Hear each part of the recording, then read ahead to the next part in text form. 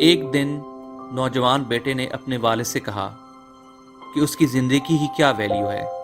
اس بات کا جواب دینے کی بجائے اس کے والد نے اس کو ایک پتھر دیا اور کہا کہ جاؤ اس کو بازار میں بیچ آؤ، اور اگر کوئی قیمت پوچھے تو کچھ مت کہنا، بس 2 انگلیاں اٹھا دینا۔ لڑکا بازار جاتا ہے اور وہاں ایک عورت پوچھتی ہے کہ یہ پتھر کتنے کا ہے، میں اس کو اپنے گارڈن میں رکھوں گی۔ لڑکا چپ رہتا ہے اور 2 انگلیاں اٹھا دیتا ہے تو عورت کہتی ہے $2، چلو میں لے لیتی ہوں۔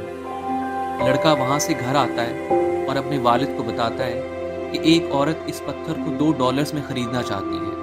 والد نے کہا بیٹا میں چاہتا ہوں کہ یہ پتھر تم ایک میوزیم میں لے جاؤ، اور اگر وہاں کوئی خریدنا چاہے تو کچھ کہنا مت، صرف 2 انگلیاں اٹھا دینا۔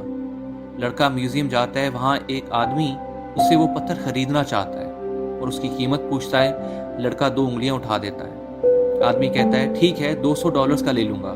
لڑکا حیران ہو جاتا ہے اور بھاگتا ہوا گھر آتا ہے۔ بیٹا والد سے کہتا ہے کہ وہاں ایک آدمی اس پتھر کو $200 میں خریدنا چاہتا ہے۔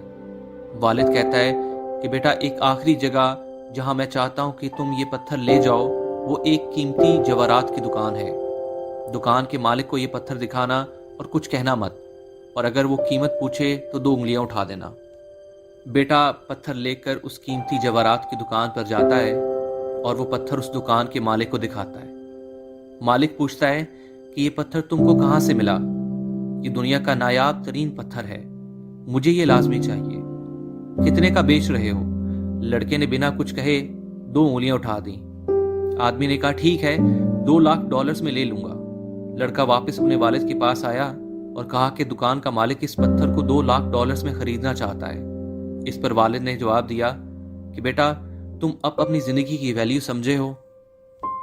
اس سے فرق نہیں پڑتا کہ تم کہاں سے آئے ہو اور کہاں پیدا ہوئے، تمہارا رنگ کیسا ہے اور تم کس خاندان میں پیدا ہوئے، امیر ہو یا غریب۔ جو چیز اہم ہے کہ تم خود کو کس جگہ پر اور کن لوگوں کے بیچ میں رکھتے ہو، اور تم خود کیسی زندگی گزارتے ہو۔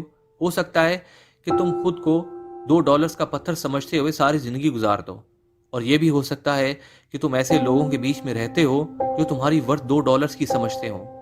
لیکن ہر انسان کے اندر ایک ہیرا ہے۔ ہم ان لوگوں کا انتخاب کر سکتے ہیں جو ہماری اصلی ورث یا ہمارے اندر چھپے ہیرے کو دیکھ سکیں۔ ہم خود کو بازار میں بھی رکھ سکتے ہیں یا قیمتی جواہرات کی دکان پر بھی۔ ہم دوسرے لوگوں میں چھپے ہیرے کو بھی دیکھ سکتے ہیں۔ جن لوگوں کے ساتھ آپ گھرے ہیں ان کا انتخاب سوچ سمجھ کر کریں۔ یہ چیز آپ کی زندگی میں بہت بڑی تبدیلیاں لا سکتی ہے، ذرا سوچئے۔